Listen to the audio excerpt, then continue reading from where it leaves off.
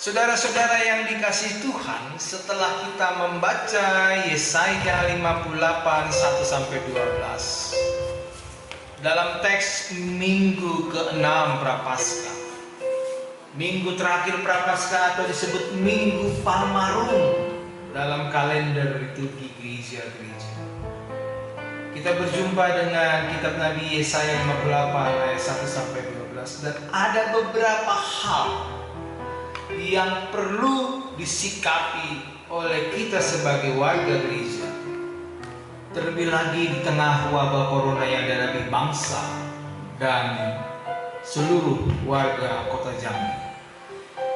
Beberapa hal itu diantaranya, yang pertama, jemaat harus peduli dengan sesama warga jemaat dan orang lain. Coba perhatikan ayat 6 dan 7, Bapak Ibu bisa membaca bersama-sama dengan anak-anak di rumah. Sebagai jemaat di situ kita harus mampu memperhatikan warga jemaat yang menderita kelaparan, tidak punya rumah tempat tinggal, dan tidak punya baju atau hal lain, sehingga kita didorong untuk bertindak memberi perhatian, sense of belong, bahkan menolong mereka yang mengalami kelaparan, tidak punya rumah tinggal, tidak punya pakaian. Disitulah gereja berbagi kasih, terlebih lagi di tengah wabah corona yang dihadapi bangsa, gereja-gereja di seluruh negara Indonesia. Kita masing-masing bisa peduli terhadap mereka yang berkebutuhan. Yang kedua, kita perhatikan ayat 9.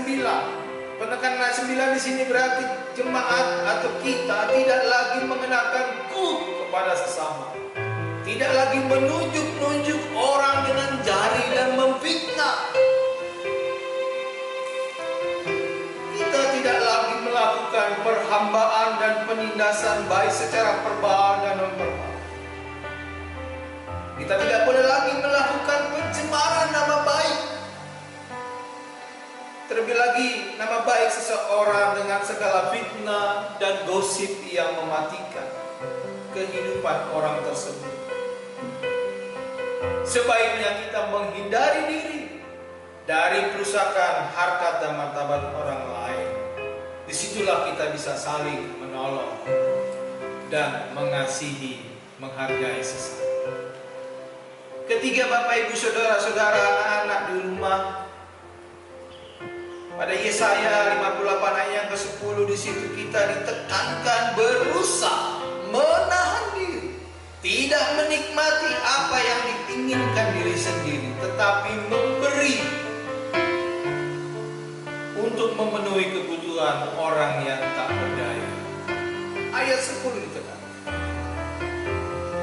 Betapa Tuhan berang ketika umatnya menjalankan puasanya sebagai ritual dan menuntut Tuhan menjawab doa.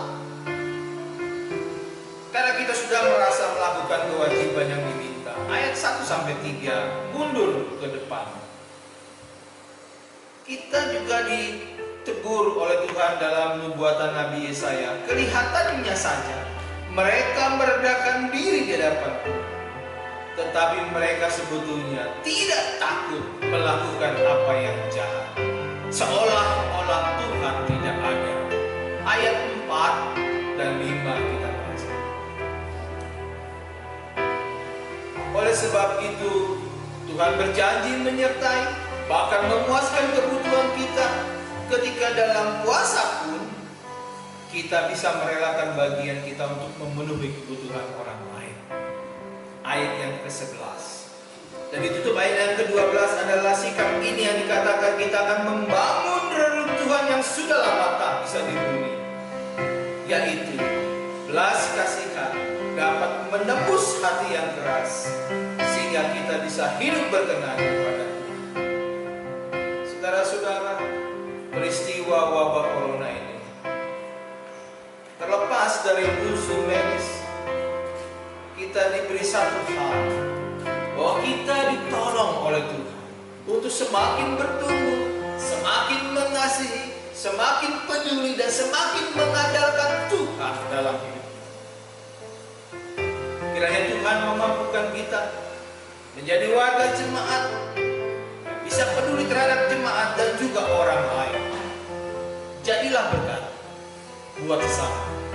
Itulah pesan dari Minggu Palmarum, Minggu Prapaskah. Ya.